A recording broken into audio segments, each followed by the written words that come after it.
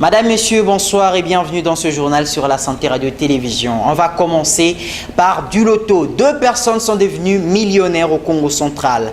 Ils ont remporté la somme mirobolante de 30 millions de francs congolais en jouant au jeu Jackpot Loto de la société Première Game. Ils ont donc divisé, et cette somme a été divisée par 2 par ces sociétés pour le remettre aux 2 gagnants qui sont des beaux matraciens.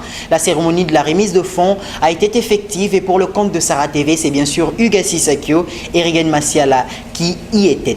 Reportage. Ils sont très heureux l'un et l'autre. Monsieur Chimba Kibamba Freddy et Ntimbila Izé. Ils ont remporté chacun 15 550 000 francs congolais. Après les tirages au sort, les responsables de jeu Loto Jackpot les ont fait venir.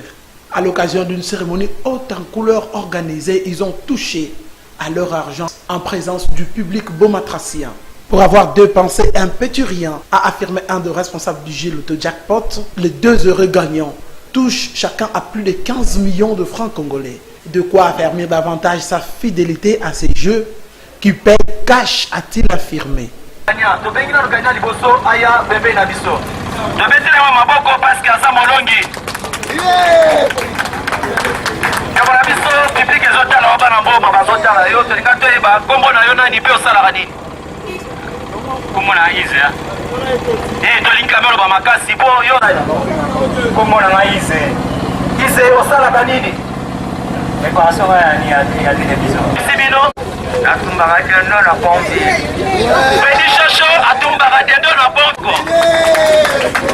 Immédiatement après la cérémonie des remises, pris dans un cortège, les responsables du jeu Loto Jackpot ainsi que les 2 heureux gagnants ont pris la direction de la banque. Question de les aider à pouvoir sécuriser leur argent au regard du danger d'insécurité que représente la présence d'une telle somme d'argent à domicile. Et pour continuer ce journal, c'est bien sûr avec de la religion. Madame, Messieurs, vous le savez, la semaine qui précède la résurrection de Jésus-Christ, la Pâque comme on l'appelle, c'est bien sûr la semaine sainte. Et on y est en ce moment. Cette semaine sainte a déjà commencé. Et pour en parler, c'est bien sûr l'un des adeptes catholiques de Matadi qui nous en parle dans ce propos recueilli. Il nous explique ce que c'est, bien sûr, cette semaine sainte et parle du sacrifice de Jésus-Christ pour bien sûr ressusciter plus tard. Voilà, on l'écoute. La semaine sainte sabala yai betukuza bambukila moyo nyonso ina Yesu Kristo salaka samuti yanivuluza beto na mutindo yani mosi ukikitsaka na kusongisa mbandu nzola na yani na beto bantu pe na balongo kina na kusukula makulu na bawo kulutila na kilumbu ya vendredi saint kilumbu ya tano ina yani mosikuza mona mpasi bakikanga yani bakikufanya na dipuluzu beba kwenda zika yandi pe kilumbi ya sabala na veye bedu za kembela mfutumuko ya mfumo betu Yesu Kristo. Programme kele na mutimbo yai banda deja mbazi kilumbu ya zole mardi beto nyonso betu mebokolo na Fatima là où il y aura la messe chrismale ngambuta kikuza sala misa kuna niuza sambola mafuta ina banganga nzambi kesa dilaka na kuboteka samuna bansia misa samuna bambevo pe samuna ordination ya banganga nzambi pe kilombo ya jeudi na ntango ya 17h betukikuiza samuti betukuiza kembela misa ya lekolo ya tsuka ya mfuna beto Yesu Kristo. Kilombo ya vendredi nzila kuluzu ke banda na ntango ya 15h ilumbu yake ya sabala betukivwana ntete aba baptême na 20 midi na 9h betukivwana na baptême pe na nkokila na ntango ya 19h betukikuiza samu na veille pascal betukuiza mingi samuti betuvwana bambangi ya lufutumuku ya mfumu na betu Yesu Kristo pe kilumbu ya lumingo lokola kaka yakele betukivwana na misa zole misa ya ntete na 7h misa ya zole na 10h la messe française. Voilà bampangi ya Mungu. Hii na betu lendaka tuba samu na sabala ya santo. Et on va rester à Matadi pour se rendre cette fois-ci sur l'avenue FARDC. Nous sommes là au quartier Ville-Haute, dans la commune de Matadi, endroit où une maison a été inondée par les eaux en provenance d'un tuyau troué de la régie des eaux, bien sûr, qui déjà déversait de l'eau en quantité importante à même le sol. La maison en ce moment même est inondée et c'est un travail qui s'annonce donc pour la régie des eaux qui se doit de dépêcher des agents sur les lieux pour bien sûr d'abord boucher ces tuyaux et ensuite réparer ces dommages collatéraux. Daniel Matono. Cette maison était en face d'un véritable danger. Elle se trouve au numéro 100 de l'avenue FARDC, quartier Ville-Haute, dans la commune de Matadi. L'origine du problème, selon le responsable de la maison, c'est la régie des eaux dont le réservoir de la place A15 a débordé dimanche dernier dans la soirée.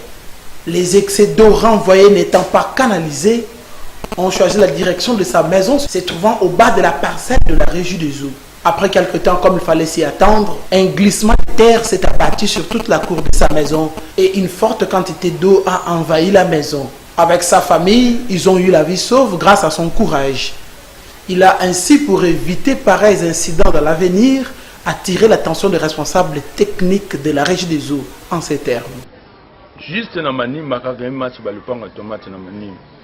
Le but de un problème, il y a une évacuation à la région des eaux Tobuka, ça fait, il y a ça là-bas, plus de 10 ans.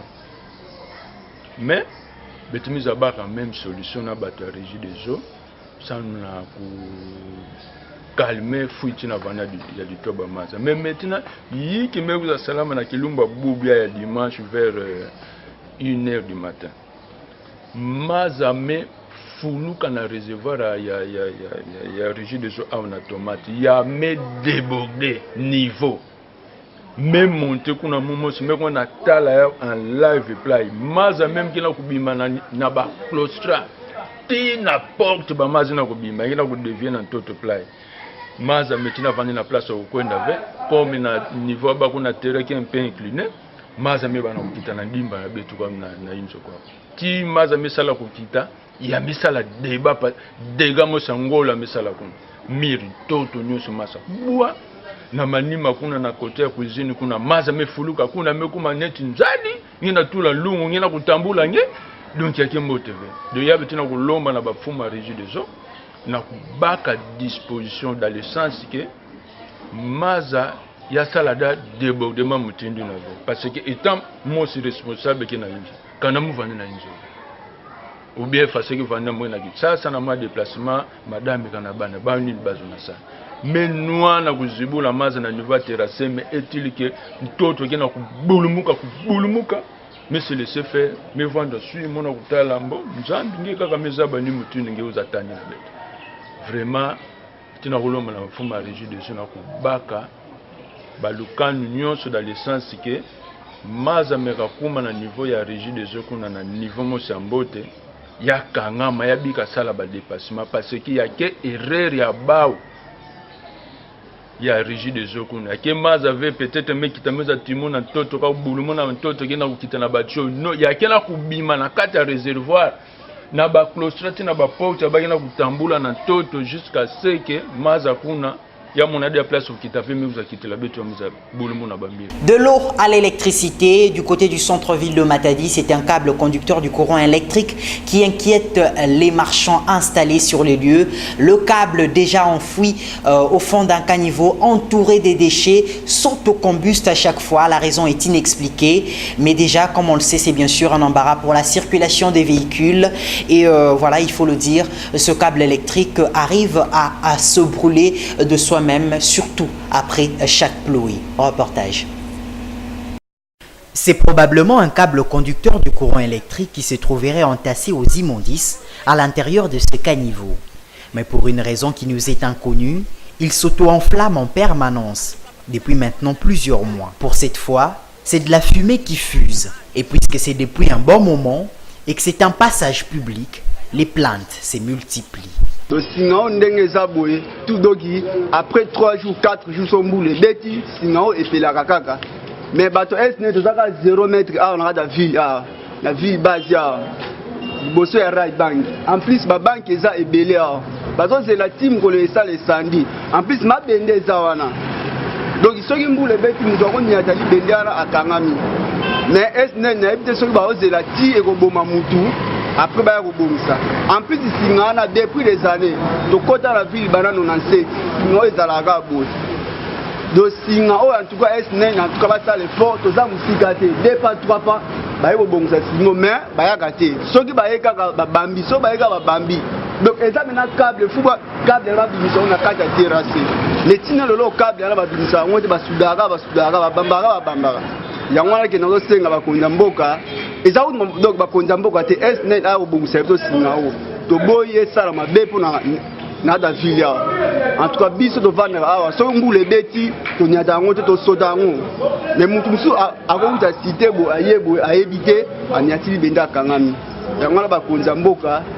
En tout cas, pour la place, en tout cas, ça ne va pas. Passer à cet endroit quand il pleut relève des inquiétudes. Le câble n'est pas visible et son autocombustion effraie quand on se pose la question sur sa cause. La SNEL, déjà sollicitée pour intervenir, se doit de le faire cette fois-ci pour que le mal ne refasse plus surface. C'est le souhait des marchands sur les lieux. Et des inquiétudes au centre-ville, mais aussi au marché Mvoadou. Là-bas, c'est la boue qui dérange, une boue qui apparaît juste après chaque pluie. Les marchands sont dérangés et on dira peut-être la même chose des acheteurs. Christina Kaboui. À Matadi, le marché Mvoadou est préféré de tous. Mais à ces jours, il est envahi par la boue. Cette situation est observée après chaque pluie. Ainsi, les eaux stagnantes dans le ruelle dégagent des odeurs nauséabondes sur le lieu et gênent la circulation des acheteurs en particulier.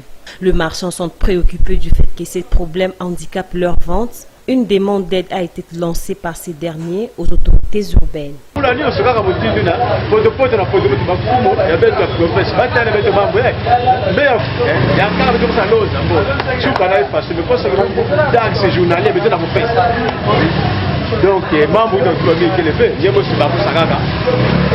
On finit cette page locale par cette visite de membres du club des fidèles de Sarah TV à la cellule Foutila. C'était pour bien sûr assister l'un des membres opéré il y a quelques mois et bien sûr lui offrir quelques présents, lui assister, l'assister que ce soit financièrement ou bien sûr du point de vue matériel. Et c'était en présence de Venon Baki qui a couvert l'événement pour le compte de la Santé Radio Télévision. Reportage. Madame Zawadi, résident au numéro 181 de l'avenue Mayingi Lufuma à Ounze, était plus que joyeuse ce mardi 11 avril 2017. Étant membre du grand club dénommé Club Les Fidèles de Sarah Télévision, celle-ci a bénéficié d'une visite digne de son nom de ses camarades, membres du club. Ces derniers étaient en majeure partie les membres de la cellule Foutila, avec comme chef de file M. Babson Koussiki, la secrétaire générale.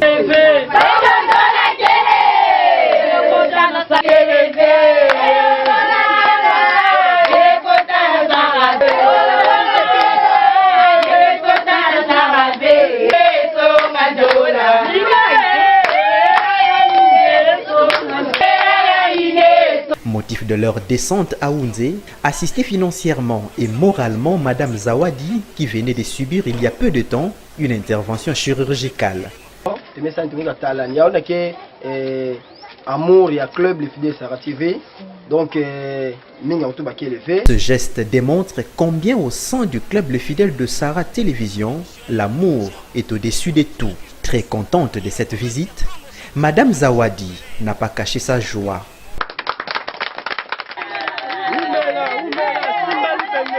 Fin de la page locale, l'essentiel des informations étrangères dans ce condensé signé France 24, une sélection de Solvin Bakou. Rex Tillerson ne vient pas en Russie en tant qu'ami.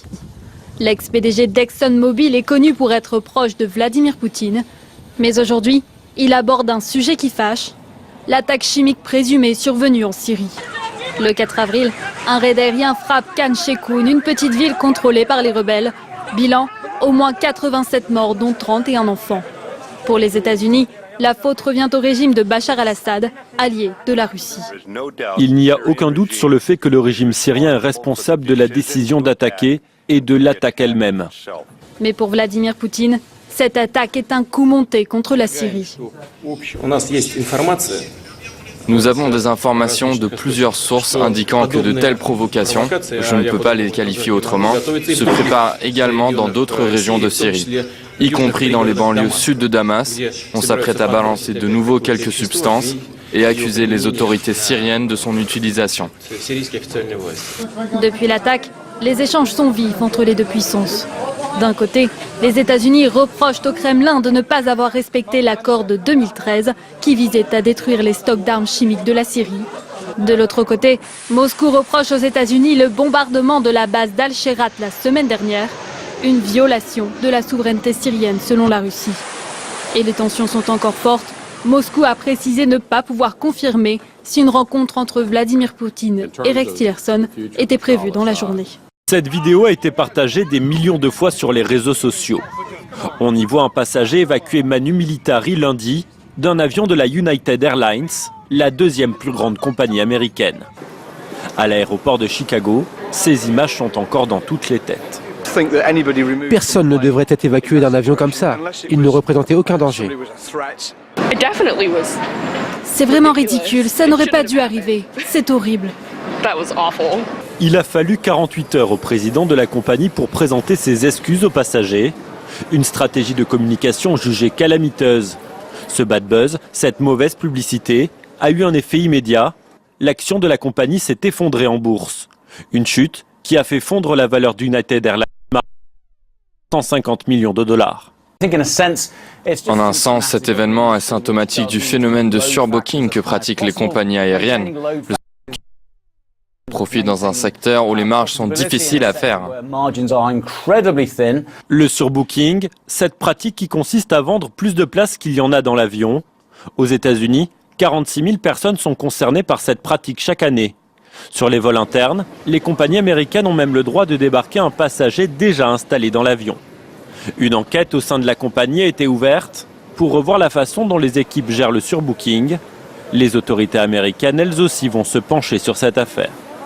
Pour United Airlines, c'est le deuxième scandale en moins d'un mois. Fin mars, 2 jeunes filles s'étaient vues refuser l'accès à leur avion car elles portaient des pantalons jugés trop moulants. Alors depuis ce matin, les informations se multiplient. On est désormais en présence de 2 lettres de revendication, mais qui vont dans 2 directions opposées. On a d'un côté la piste islamiste, le document retrouvé sur les lieux des explosions hier est rédigé au nom d'Allah, selon plusieurs médias allemands. Il met en cause la participation de la République fédérale à la coalition anti-djihadiste en Syrie. L'armée allemande y effectue des vols de reconnaissance. Sportifs et personnalités sont menacés dans ce document. En Allemagne et dans d'autres nations de la coalition, toutes ces personnes seraient sur la liste noire de l'organisation État islamique. Mais il y a une autre revendication sur Internet. Cette fois, elle émane de la mouvance antifasciste. Là, les auteurs disent avoir posé des bombes pour protester contre le Borussia Dortmund. Le club n'en ferait pas assez à leurs yeux pour lutter contre la présence de hooligans d'extrême droite dans ses tribunes. Il ne va sans dire que toutes ces informations sont à prendre avec beaucoup de précautions. Des vérifications sont en cours. Le parquet fédéral devrait donner une conférence de presse en début d'après-midi pour informer le public. Voilà, le club de Dortmund qui, je vous le disais, vient ce matin de reprendre l'entraînement avec cette petite phrase lâchée il y a quelques instants par le patron du club. Dortmund ne cédera pas au terrorisme. Luc, on sait que le niveau de sécurité a justement été renforcé à l'approche des 2 prochaines rencontres. Oui, la police de Dortmund l'a annoncé dès hier. Le dispositif de sécurité va être renforcé pour ce soir. Des mesures ont été prises pour protéger les joueurs de Dortmund et de Monaco. Les forces de l'ordre se déploieront en masse au stade et dans ses environs, notamment avec des chiens renifleurs d'explosifs pour éviter un nouveau drame. Il y a aussi un autre match de Ligue des Champions en Allemagne ce soir à Munich. Le Bayern Munich rencontre le Real de Madrid. Là aussi, le dispositif policier est renforcé. La police mobilise 450 fonctionnaires et une trentaine déjà surveillent l'hôtel des coéquipiers de Cristiano Ronaldo dans le centre de la capitale bavaroise. Il y a du mouvement dans le territoire national en général et à Kinshasa. Suivez bien sûr l'essentiel de la revue de presse, la lecture assurée comme d'habitude par Vénan Baki.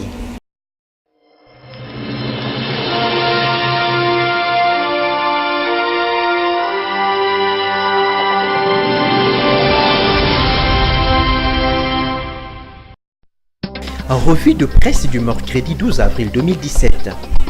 Après avoir été reçu par le président de la République au lendemain de sa nomination en tant que Premier ministre, Bruno Tshibala a entamé les consultations en vue de la formation du futur gouvernement. C'est le sujet que la presse aborde ce mercredi 12 avril.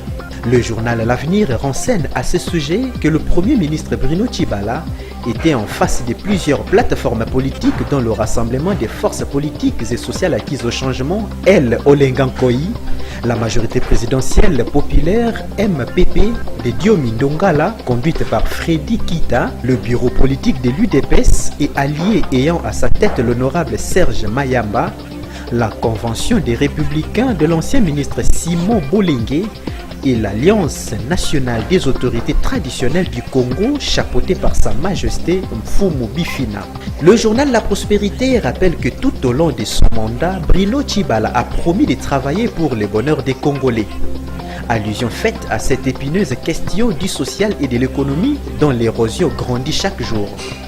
À la problématique des élections, l'enfant terrible de Lemba a soutenu, rubis sur l'ongle, qu'il appliquerait l'accord du 31 décembre tel que tracé au centre interdiocésain. Cette phrase est cruciale pour la suite de la crise, estime cassinfo.ca. Actualité.cd informe sur la priorité des priorités du nouveau gouvernement Tshibala. Les élections voulues totalement différentes de ce que le pays avait connu précédemment. Nous allons d'abord compter sur nous-mêmes. S'il y a un appui extérieur pour réunir les ressources nécessaires à l'organisation des élections, nous n'hésiterons pas, mais seulement nous allons d'abord compter sur nous-mêmes. Le journal Le Phare revient pour sa part sur la nomination de Bruno Tshibala et accuse le chef de l'État de favoriser des rebelles au nouveau leadership représenté par Félix Tshisekedi, président de la direction politique, et Pierre Lumbi, président du Conseil de sages. Dans son analyse, Le Phare révèle que Bruno Tshibala a choisi de traverser la rue à un tournant historique où les rassemblements s'est battu pour ramener la majorité présidentielle à l'esprit et à la lettre de l'accord de la Saint-Sylvestre. Ce nouveau et fâché précède va creuser davantage les fossés qui séparaient déjà les deux principales parties signataires de l'accord du 31 décembre 2016. C'est tout pour cette revue de presse. Merci et à la prochaine.